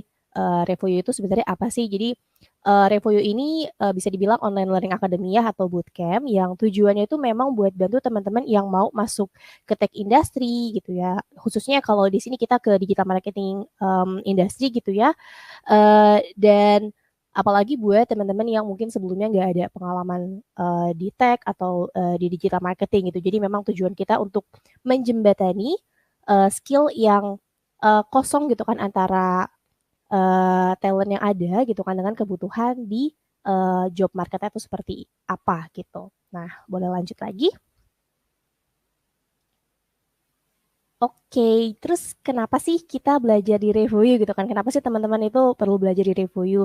Yang pertama, tentunya juga payment gitu ya, karena bisa dibilang payment ini jadi hal yang kepikiran pertama kali gitu ya. Nah, di sini tuh kita fleksibel, nggak harus upfront, tapi bisa juga cicilan sampai 18 kali, bisa juga study no pay letter gitu ya. Dan skill yang dipelajari itu bisa dibilang skill yang memang most in demand gitu. Jadi bukan cuma dibutuhin 1-2 tahun ke depan gitu, beda dengan skill-skill konvensional yang mungkin harus ada dari awal itu kita career path-nya tuh harus itu gitu. Tapi kalau ini tuh sampai 10-20 tahun ke depan gitu kan itu juga akan dibutuhin skill-nya.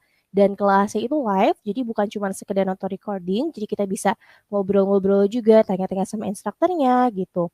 Jadwalnya pun juga di luar jam kerja gitu ya, di luar aktivitas kita sehari-hari, di malam hari. Dan itu tuh semuanya live kayak yang tadi udah disebutin juga. Dan kita tuh nggak cuma belajar teorinya aja gitu. Mungkin bayangan teman-teman cuma dengerin aja gitu ya. Enggak kok. Jadi di Revoyu course yang 3 bulan awalnya pun juga itu banyak projectnya gitu. Jadi praktikal banget, banyak simulationnya. Jadinya itu akan ngebantu banget apalagi buat teman-teman yang belum ada pengalaman sebelumnya. Gitu. Lanjut lagi. Nah, apa sih top skill yang dibutuhin nih di era sekarang ini? Jadi kalau kita lihat di slide selanjutnya. Oke. Jadi ada berdasarkan ini ya, di artikel ini tuh tertulis kalau ada 4 tipe top skill yang dibutuhin di kerjaan sekarang nih. Jadi nggak cuman sekedar kerjaan-kerjaan, ini jenis skill yang nggak bisa tergantikan sama AI misalnya. Misalnya problem solving, terus self management, working with people, technology use and development, dan semuanya itu akan didapetin juga gitu selama di program Revoyu. Jadi kalian nggak cuma akan dapat skill digital marketingnya, tapi akan terasah juga tuh skill problem solving kalian, skill untuk manage diri, apalagi kan course-nya itu akan super intensif ya, jadi nantinya tuh jadi jago buat manage waktu gitu dan tugas sehari-hari.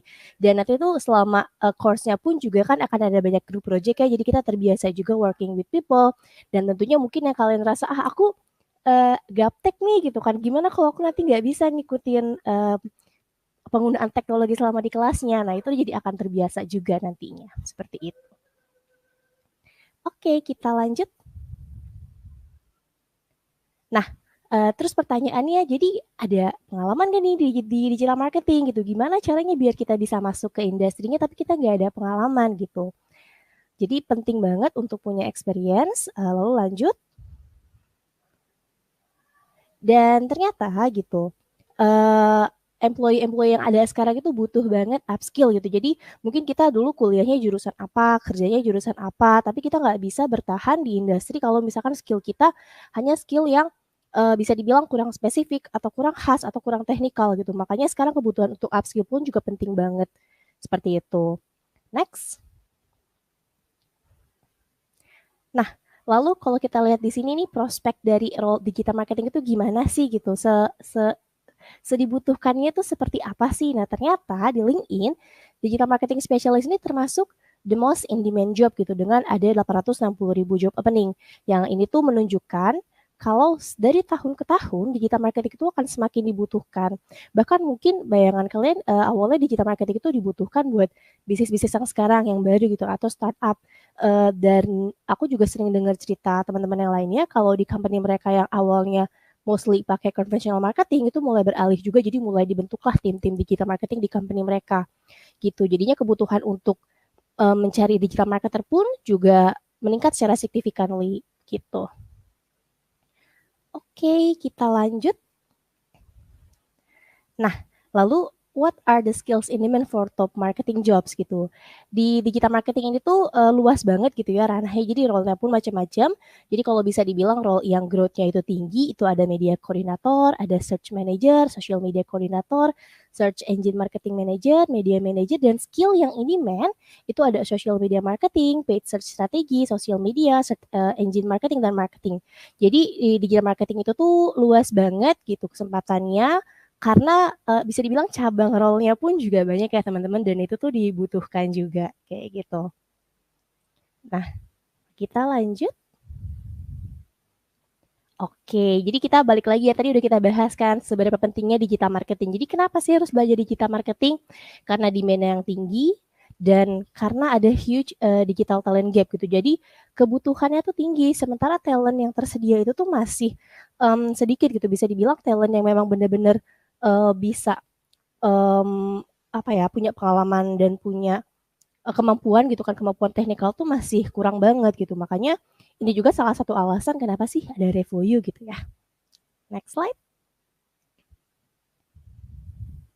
Oke, nah kita sekarang mulai masuk nih ke full stack digital marketing programnya. Seperti yang tadi aku bilang juga, kalau tujuan dari program ini tuh untuk ngebantu teman-teman yang highly motivated gitu ya. Jadi memang harus di highlight banget nih, highly motivated untuk upskill dan ningkatin karir mereka. Jadi supaya kita juga bisa provide talent-talent yang kompeten buat top tech companies. Dan untuk instrukturnya sendiri pun juga untuk di full program, jadi memang mereka adalah para instruktur yang udah pengalaman banget nih di bidangnya gitu, yang udah punya pengalaman bertahun-tahun, jadi udah paham banget seluk-beluk di industrinya itu gimana sih gitu. Jadi bisa ngasih best practice juga tuh ke teman-teman yang ikutan program ini. Seperti itu. Lanjut. Nah, sebentar aku sorry. Jadi kalau untuk kurikulumnya sendiri nih, di sini tuh akan dipelajari nggak cuman kayak gimana cara beriklan sih, mungkin kalau teman-teman sering ikut mini course juga gitu kan, di situ sering dibahas juga gitu. Jadi kalau di Revoyu itu kita memang bisa dibilang proporsi strategical learning-nya itu banyak banget. Nah, makanya kita tuh di awal-awal itu tuh lebih misalnya tentang performance management and budget allocation, marketing analytics-nya, produk marketing-nya gitu. Itu penting banget sebelum kita masuk ke channel-channel marketing-nya gitu kan ya. Dan untuk channel-nya pun juga memang channel-channel yang dibutuhin sama industri, misalnya social media page gitu, content marketing, terus juga CRM gitu ya, dan lain-lain seperti itu. Oke, lanjut. Nah, terus kayak gimana sih gitu ya program yang ditawarin di RevoYou? Dari segi durasi, itu lama banget ya, bisa dibilang matang banget lah gitu. Pembelajarannya sendiri itu fokus di 14 minggu, itu sekitar 3 bulan lebih sedikit gitu ya sebetulnya. Terus ditambah lagi 3 bulan after course-nya nih, di mana 3 bulan terakhir itu fokus ke ningkatin skill job searching teman-teman kalau buat yang tujuannya memang untuk cari kerjaan, terus juga ada program RevoYou Labs, jadi kalian ada kesempatan belajar di settingan yang real, seperti itu. Nah, sementara kalau di apa ya namanya, untuk metode pembayarannya pun juga fleksibel, nanti aku jelasin lebih lanjut tentang ini. Ada banyak banget pilihannya, jadi nggak harus langsung gitu ya, atau cicilannya pun juga panjang, seperti itu. Nah, untuk learning experience-nya, itu kita pakai flip learning nih. Jadi, untuk pembelajaran sendiri sangat-sangat student center. Kita fokus ke student, di kelas nanti itu selain ada instruktur juga ada semacam apa ya, kayak wali kelas kita sebutannya section manager, terus juga nanti akan dibagi jadi beberapa study group yang akan dibantu sama tim lead-nya gitu. Jadi kalau tim lead-nya tuh akan ngebantu 10 sampai 15 orang. Artinya fokusnya tuh bisa jadi lebih terfokus gitu tim lead ini ya. Dan pembelajarannya itu live class, komunikasi selama kelas juga 2 arah, jadi kita bebas mau tanya apapun ke instrukturnya gitu. Kalau misalkan tadi misalnya sama Kak Ivi gitu ya, kita bisa tanya-tanya dengan lebih dalam, lebih detail juga tentang programnya. Dan kayak tadi aku bilang juga gitu ya, ada class manager, team lead, terus juga ada apa namanya, tugas-tugas individual dan group project. Sebentar ya, aku izin minum dulu.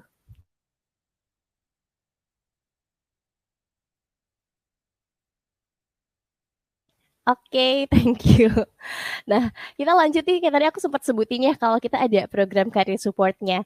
Nah, nanti di career support itu ada career coaching-nya one on one, jadi bisa konsultasi langsung sama career coach-nya, di mana para career coach ini memang udah paham banget mereka itu hiring manager gitu ya, memang praktisi juga, dan juga akan ada workshop dengan expert, terus project base 3 bulan yang tadi aku sebutin di RevoYou Labs tadi, terus juga setelah 6 bulan setelah lulus itu tuh memang alumni kita tuh udah dapat kerjaan juga sih gitu, dan ada banyak banyak juga yang dapat kerjanya itu selama programnya masih berlangsung. Setelah lulus pun gitu ya, jadi perjalanan journey kalian itu nggak hanya sebatas ketika di kelas aja. Setelah lulus pun juga itu tuh ada specialization class-nya khusus buat alumni RevoYou, ada on demand consultation gitu ya, terus juga ada alumni legacy project. Baru-baru ini malah kita juga baru ada gathering gitu ya buat alumni, jadi seru banget sih kalau misalkan jadi student di RevoYou. Seperti itu. Oke, kita lanjut lagi. Nah, ini kita masuk ke metode pembayarannya ya. Jadi memang bukan selama sih maksudnya, sekarang ini nih kita lagi ada promo early bird dan udah mau penuh juga kuotanya. Jadi aku saranin kalau teman-teman yang mungkin masih agak sedikit keraguan lanjut atau enggak gitu ya. Jadi bisa aja daftar aja dulu. Nanti akan dibantu sama para admission counselor. Kalau kalian ada pertanyaan, feel free buat tanyain aja gitu. Jadi kita nggak akan langsung masuk ke payment kok kalau misalkan kalian belum selesai admission prosesnya gitu. Nah, diskonnya lumayan banget nih dari 16 juta jadi 13 juta. Kayak yang tadi udah aku sebutin ya, ada apa aja sih fasilitasnya gitu, live class, terus juga kelasnya itu akan ada study groupnya, ada teaching assistant-nya, tugas-tugasnya weekly, ada group project-nya. Untuk tools-nya pun itu bisa kalian akses lifetime, jadi video recording yang didapetin selama kelas gitu, kalau di mini course kan ini ya cuma sampai jam 12 malam. Nah, kalau di full program itu sampai kapanpun bisa ditonton lagi gitu, termasuk modul-modul dan materi-materi yang didapetin selama programnya nanti gitu, dan akan dapat sertifikat juga, ada career coaching, career placement dan job guarantee, RevoYou Labs dan networking. Betul. Jadi kalau untuk yang 6 bulan itu sekarang kita masih di 13 juta. Tapi cepet-cepet lah teman-teman, takut keburu full soalnya kuota early bird ya, dan kalau udah full itu biasanya admission counselor benar-benar udah benar-benar nggak bisa nih buat dapet yang early bird-nya gitu. Jadi bisa disegerakan aja. Kalau misalkan tertarik buat yang 3 bulan juga bisa gitu ya. Kalau 3 bulan itu berarti untuk price-nya itu di 10 juta gitu. Nah, lalu metodenya kita bisa apa aja sih? Nah, untuk metodenya sendiri ada berbagai macam nih. Mau yang paling simple, yang nggak ribet gitu. Kalau misalkan teman-teman ada rezekinya, bisa pakai upfront gitu. Itu lebih, untuk upfront sendiri bisa via bank transfer atau credit card gitu. Jadi bisa pilih aja. Nah, kalau misalnya terlalu berat nih langsung, aku pengen yang di split tapi nggak pengen ada bunganya, maka bisa pakai yang split payment hingga 3 kali. Seperti itu. Jadi dibagi rata, misalkan dari 13 juta dibagi 3 berarti 4,3 juta sekian gitu ya. Terus juga bisa yang cicilan 6, 12, atau 18 bulan. Nah, kalau misalnya ambil yang 3 bulan, cicilannya itu tuh bisa 500 ribuan per bulan kalau diambil tenor 18 bulan gitu ya. Dengan down payment sih betul. Jadi kalau untuk yang 3 bulan down payment-nya 2 juta, kalau yang 6 bulan down payment-nya 2,6 juta. Seperti itu. Nah, kalau teman-teman masih ngerasa aku kayaknya sekarang belum bisa nih kalau pakai DP dulu gitu. Bisa nggak sih bayarnya nanti aja? Bisa banget pakai yang metode study now pay later gitu ya. Jadi kalau study now pay later ini nggak perlu DP. Nanti selama 6 bulan proses periode pembelajaran tuh bayar 240.000. Lalu di bulan ke-7 baru mulai cicilannya bisa mulai dari 1, jutaan per bulan. Seperti itu. Nah, memang kalau untuk yang SNPL ini nggak berlaku early bird ya teman-teman ya. Jadi yang berlaku early bird itu hanya yang upfront, split payment, atau cicilan. Gitu. Nah, oke. Jadi tadi aku rangkum sedikit tentang paymentnya. Buat yang 6 bulan sekarang masih 13 juta, buat yang 3 bulan masih 10 juta. Kalau udah balik ke normal lagi, selisihnya 3 juta teman-teman. Jadi kalau buat yang 3 bulan itu 13 juta, buat yang 6 bulan itu 16 juta gitu. Nah, tapi tenang aja nih, kalau masih ragu gara-gara paymentnya, itu yang penting kalian lolos aja dulu, dapat offer letter dulu, baru nanti kita bahas masalah paymentnya. Penting seperti itu sih. Dan untuk prosesnya sendiri ada beberapa tahapan nih gitu. Kenapa sih kok ribet banget mau ikut course aja ada banyak banget tesnya gitu. Mungkin teman-teman banyak yang bertanya-tanya kayak gitu. Nah, jadi kenapa sih kita ada tesnya? Karena kan tadi aku sempat mention ya, kalau tujuannya adalah supaya kalian tuh belajar sama teman-teman yang sama-sama highly motivated gitu. Jadi buat ikut tes-tes ini butuh motivasi yang tinggi kan ya. Nah, makanya setelah apply, itu kalian akan dapat link untuk tes via email, tapi kalau belum dikerjain nanti akan di-remind sama admission counselor-nya. Jadi initial test ini batasnya adalah 24 jam setelah apply. Gitu. Nah, untuk kerjainnya sendiri aku saranin jangan buru-buru, jadi biar bisa lolos gitu ya. Kalian bisa take your time. Cuman memang ya itu sih jangan sampai lebih dari 24 jam setelah apply. Tapi untuk kerjainnya sendiri nggak dihitung waktunya gitu ya. Jadi misalnya kalian bisa luangin waktu 1 jam untuk kerjain tes ini di malam hari misalnya gitu. Nah, nanti kalau udah lolos initial test, itu akan dapat email dari otomatis gitu ya, akan langsung diumumkan emailnya untuk kerjain yang namanya esai gitu. Jadi kalau kalian kok aku udah ngerjain tes tapi belum dapat hasilnya nih gitu, bisa dicek mungkin masuk ke spam atau promotion, atau kalau misalkan nggak ada juga kalian bisa heads up ke tim mini course, nanti tim mini course akan bantu untuk tanyain ke para admission counselor-nya gitu. Ada kemungkinan dulu pernah apply jadinya agak nggak kedetek sedikit, jadi perlu kita cek datanya gitu.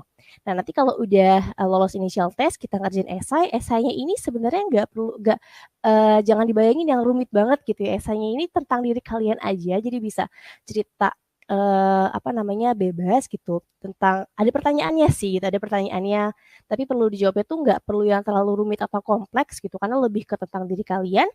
Yang penting udah memenuhi requirement, dan kalau misalkan kita rasa dari segi jawabannya udah clear, itu sangat tinggi kemungkinannya buat lolos ke tahap interview. Gitu, nanti akan diumumkan sama admission counselor-nya kalau udah lolos ke interview. Nah, terus kalau interview ini sebenarnya bukan kayak interview kerja juga sih ya, jadi lebih ke ngobrol-ngobrol santai aja, tapi kalian perlu prepare juga. Nanti tuh akan dikirim student guide dulu sama para admission counselor-nya, perlu dibaca-baca. Nanti juga jadinya pas video chat itu kalian tahu nih apa aja sih kira-kira yang mau kalian tanyain ke kita gitu kan. Ada kekhawatiran apa sih, ada kendala apa sih, itu feel free buat diceritain aja gitu. Jadi nggak usah takut akan dijudge macam-macam gitu ya. Jadi bisa disampaikan aja gitu.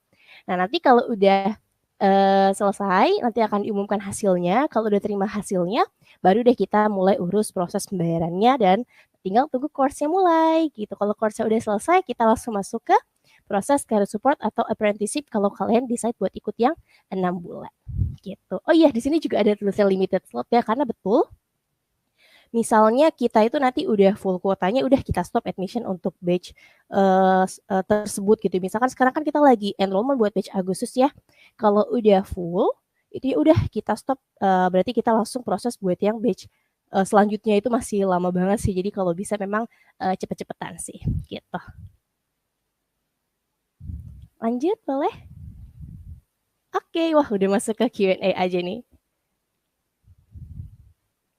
Oke, thank you Kak Rani udah share-share Sama-sama. terkait full stack FSDM ya, kita bilangnya singkatnya FSDM, full stack digital marketing. Mungkin kalau minggu lalu teman-teman udah bosen dengar aku ngomong soal FSDM, kali ini agak ke-refresh dikit ya, karena Kak Rani yang ngomong nih langsung, tim admission langsung nih yang datang. Oke Kak Rani, ini udah ada beberapa pertanyaan nih Kak yang masuk.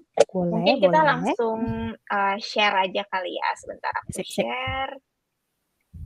Oke teman-teman, sekali lagi kalau yang mau bertanya ke Kak Rani, bisa langsung drop pertanyaannya di Slido ya teman-teman. Dan kalau menemukan pertanyaan yang mewakili pertanyaan dari teman-teman, jangan lupa dikasih jempolnya. Siapa tahu bisa jadi top question dan kita bisa jawab lebih cepat. Oke, sebentar ya teman-teman, aku share. Oke, ini udah kelihatan nih Kak, udah banyak pertanyaannya, wow. Wah, oke. Wah, oke nih Kak. Langsung aja kali ya Kak, kita ke Sip, pertanyaan aku langsung jawab ya. nih. Boleh. After ikutan full stack ternyata baru dapat job di bulan ketiga setelah 6 bulan ikutan. Gimana pertanyaannya? After ikutan kalau full stack. Kalau berandai-andai ternyata baru dapat job di bulan ketiga setelah 6 bulan ikutan SNPL. Oke, paham. Jadi jadi ikut program SNPL tapi ternyata dapat kerjanya 3 bulan setelah selesai programnya gitu. Ada solusi nggak sih untuk cicilan ketujuhnya gitu? Nah, karena kan ternyata di bulan ketujuh ini belum dapat kerjaan gitu ya. Nah, seandainya ada case seperti ini, biasanya teman-teman Revoyu itu mereka kayak pas lagi di 3 bulan terakhir itu juga mereka kayak udah mulai misalnya coba cari-cari job freelance gitu ya buat nambah-nambahin atau buat bantu untuk bayar cicilan bulan ketujuh untuk jaga-jaga seandainya mereka di bulan ketujuh belum dapat kerjaan gitu. Jadi kan karena sebenarnya skill udah dapat kan, udah dapat sertifikat juga, kalian udah paham juga gitu gimana caranya. Nanti bisa tanya-tanya juga sama alumni Revoyu lainnya, atau bisa cari-cari dari networking yang kalian dapat selama program gitu. Gimana sih caranya misalkan buat cari-cari side job gitu. Nah, itu sih biasanya misalnya teman-teman yang ikutan SNPL khawatir di bulan ketujuh belum dapat pekerjaan. Kira-kira kayak gitu. Oke, jadi semoga apapun kondisinya ada jalan keluarnya ya Kak ya. Iya benar. Dipermudah lah jalan keluarnya. Karena kan dibantu juga ya Kak. Jadi teman-teman kan udah punya skill juga nih dari ikut course-nya. Jadi semoga lebih mudah nantinya untuk mendapatkan pekerjaan. Asal itu ya Kak, mungkin salah satu kenapa Revoyu punya admission test ya. Biar students-nya ini nih sama-sama punya motivasi yang sama, jadi bisa saling sharing-sharing bareng. Benar banget. Saling bantu juga, benar ya Kak ya? Benar banget. Oke, terima kasih pertanyaannya Alma Ramena. Pertanyaan selanjutnya nih Kak, dari Anon. Kak, aku minta tolong dijabarkan hari dan jam selama proses FSDM 6 bulan, soalnya masih kerja office hours. Sip, boleh banget. Jadi kalau untuk course-nya sendiri, kita itu Senin sampai Kamis jam 7 sampai 9 malam, lalu hari Sabtu jam 1 sampai jam setengah 4 sore. Nah, untuk yang Senin sampai Kamisnya ini jam 7 sampai 9 malam, Jumat kita libur, tapi biasanya Jumat itu dipakai sama teman-teman buat ngejar deadline sih, karena deadline submission assignment itu Jumat jam 12 malam biasanya. Jadi makanya kenapa kita Jumat libur tapi nggak benar-benar libur sih ya. Nah kalau Sabtu itu kita siang jam 1 sampai jam setengah 4 sore. Jadi kalau misalnya nih kalian ternyata ada halangan di salah satu hari, ya aku Sabtu masuk, gimana dong bisa ikutan gak gitu. Itu aku saranin buat konsultasi aja dulu sama admission counselor-nya, nanti akan dibantu sama mereka untuk solusinya akan gimana sih gitu ya, supaya bisa tetap ikutan course-nya gitu. Bener banget, karena ini banyak peserta mini course yang suka bilang pekerjaannya shift-shiftan gitu ya, kadang nggak tentu. Itu gimana, boleh banget ya teman-teman, nanti bisa konsultasi kok sama tim admission, nanti siapa tahu bisa menemukan jalan tengahnya nih nanti. Benar. Oke, semoga menjawab. Ini dari Anon tadi. Oke Kak, pertanyaan selanjutnya nih Kak. Kenapa kebanyakan lulusan atau alumni Revoyu juga kerja di Revoyu? Waduh, kenapa tuh Kak? Oke, nah ini menarik sih pertanyaannya. Jadi mungkin kalian tahu kalau Revoyu ini kan juga salah satu growing company gitu ya. Jadi memang kita juga butuh talent-talent yang oke. Nah, kenapa sih banyak lulusan alumni yang kerja di Revoyu? Karena kita juga ngelihat talent-talent ini oke gitu. Jadi kenapa nih nggak kita hire aja di Revoyu? Untuk masuk Revoyu itu cukup susah teman-teman sebetulnya gitu. Jadi kalau misalnya kalian lihat, oh ini mah lulusannya kerja di Revoyu juga gitu. Nah itu sebenarnya lulusan-lulusan yang bisa dibilang top graduate sih kayak gitu. Dan kerja di Revoyu ini tuh enak banget. Jadi siapa tahu kalian ada tertarik buat kerja di Revoyu, jalur student Revoyu gitu ya, bisa juga kayak gitu. Para pencari remote working, halo guys, boleh ya daftar, siapa tahu di hire oleh Revoyu. Boleh banget. Oke, thank you Karani, thank you juga Anon udah buat pertanyaannya. Pertanyaan selanjutnya dari Anon lagi. Kak, bisa dijelaskan nih tentang job guarantee nih Kak. Ada mungkin frequently asked question banget nih di mini course juga nih Kak terkait job guarantee. Job guarantee ya, oke. Nah jadi gini, job guarantee ini sendiri sebenarnya kan cuma program refund gitu. Di sini pertanyaannya gimana sih caranya biar bisa dapat job guarantee? Jadi memang tim admission itu nentuin seseorang atau calon student dapat job guarantee atau enggak dari admission test score mereka. Jadi kan admission test itu prosesnya tadi panjang ya. Nah dari sana kita juga akan ada grading sistemnya untuk menentukan mereka itu dapat job guarantee atau enggak. Nah kalau dapat job guarantee pun juga ada penilaiannya lagi gitu, dapat yang 33%, yang 66% atau yang 100%. Gitu. Jadi ini lebih ke masalah refundnya aja. Nah, terus gimana kalau misalnya nggak dapet job garanti gitu kan ya? Artinya aku nggak dijamin, nggak dibantu dapat kerjaan dong, nggak gitu teman-teman artinya. Jadi karena job garanti ini ibarat kayak kita mungkin dulu masuk ada beberapa SMA gitu kan yang buat masuknya tuh ada tes masuknya, nanti tuh ada rankingnya gitu kan ya. Tapi yang setelah lulus itu dapat universitas bagus itu bukan berarti yang pas masuk itu rankingnya tuh ranking awal kan ya, tergantung proses pembelajaran mereka. Nah terlepas dari dapat job guarantee atau enggak kan fasilitasnya tetap sama ya yang akan kalian dapetin selama kelas gitu. Jadi memang aku saranin nggak terlalu terfokus ke job garantinya, jadi lebih fokus ke kalau udah diterima pun itu juga wah udah hebat banget karena yang gak lolos itu banyak banget gitu. Nah, balik lagi ke tentang job guarantee. Kalau dapat job guarantee itu kan artinya jika setelah 6 bulan kalian belum dapat job offer, maka tuition fee-nya kan akan di-refund ya, tapi besar persentase refund-nya itu beda-beda. Kayak gitu. Nah, itu karena lebih tentang refund aja gitu dan kalau misalnya nggak dapat job guarantee pun juga nggak masalah karena fasilitasnya sama, makanya kita juga belum pernah ada kok teman-teman yang dapat kerjanya sampai lewat dari 6 bulan setelah programnya itu selesai gitu. Jadi asalkan ngikutin programnya dengan baik gitu ya, tetap ngikutin apa yang kita instruksikan gitu, itu pasti akan baik-baik aja kok progresnya ya.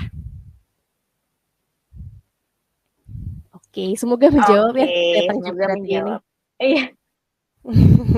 Oke, semoga menjawab ini dari Anon. Teman-teman kalau mau bertanya boleh dikasih namanya biar bisa disebut nih. Anon semua nih kayaknya yang bertanya. Oke, Kak, pertanyaan selanjutnya masih dari Anon. Kenapa soal initial testnya susah banget? Aku nggak jago matematika, Kak. Apakah masih bisa jadi seorang digital marketer? Nih, aku ada tips sedikit sih buat initial testnya. Karena initial test ini kan lebih ke logical test ya teman-teman sebenarnya. Jadi bukan kita mau menilai skill hitung-hitungan teman-teman gitu. Jadi buat hitung-hitungannya ada yang pakai kalkulator, ada yang pakai Excel, itu juga nggak masalah. Tapi kita kayak harus paham logiknya. Karena di digital marketing itu penting banget untuk kita punya analytical thinking yang bagus kayak gitu. Jadi makanya kenapa kita ada tesnya, tapi kita nggak menerapkan passing grade yang tinggi banget kok gitu. Jadi sebenarnya nggak tinggi banget, yang penting kayak ada dasarnya gitu ya. Jadi kalau misalnya kalian ngerasa initial testnya susah dan mungkin bisa biasanya kalau misalnya pernah gagal kerja initial test, biasanya sih kalau dulu tuh kita nggak bisa ulang gitu ya, harus ulang di batch selanjutnya. Kalau kalian ngerasa terlalu lama, bisa coba ikutan mini course, jadi ikutan tes dari mini course, nanti kalian bisa kabarin ke admission counselor yang kontak kalian, nanti akan kita pertimbangkan apakah bisa kita lanjut buat batch ini atau mungkin tetap harus nunggu di batch depan kalau seandainya lolos gitu. Jadi istilahnya kayak bukan cuman sekali kok kesempatan kalian bisa dicoba aja dulu gitu ya. Karena kan juga aku sering ketemu teman-teman yang mereka fail di batch sebelumnya, tapi setelah mereka persiapan gitu ya, akhirnya di batch selanjutnya bisa ikutan gitu. Mungkin timingnya aja yang belum pas. Jadi jangan berkecil hati kalau seandainya belum lolos untuk initial testnya ya. Oke. Terima kasih untuk pertanyaannya. Terima kasih juga Kak Rani buat jawabannya. Next, pertanyaan dari Stefani. Buat lulusan SMA nih Kak, apakah masih bisa buat ikutan full stack? Yes, bisa banget kok jawabannya. Jadi kita nggak ada batasan usia gitu ya. Misalnya yang boleh ikutan Revoyu cuman yang udah lulus S1 aja gitu, nggak ada ketentuan kayak gitu. Kita juga banyak teman-teman yang baru lulus SMA gitu ya, atau mungkin D3 gitu kan. Atau mungkin yang masih kuliah juga untuk ikutan full stack-nya. Buat di Revoyu Labs pun juga nanti kita akan ngerjain project itu ya, itu juga nggak ada batasan usia. Bahkan yang masih duduk di bangku SMA pun juga nggak masalah buat ikutan kok. Yang penting lolos tesnya aja. Oke, betul. Yang penting lulus tesnya, nggak ada minimal harus kuliah Usia. dulu, harus apa gitu ya. Bener-bener. Usia juga nggak ada maksimal usia gini, saat ini belum ada ya teman-teman. Jadi semua punya kesempatan yang sama buat belajar. Oke, next pertanyaannya, ternyata udah jam segini, kita kan waktunya sampai 20.30 nih Kak. Oh, Mungkin I see. satu pertanyaan lagi kali ya Kak ya?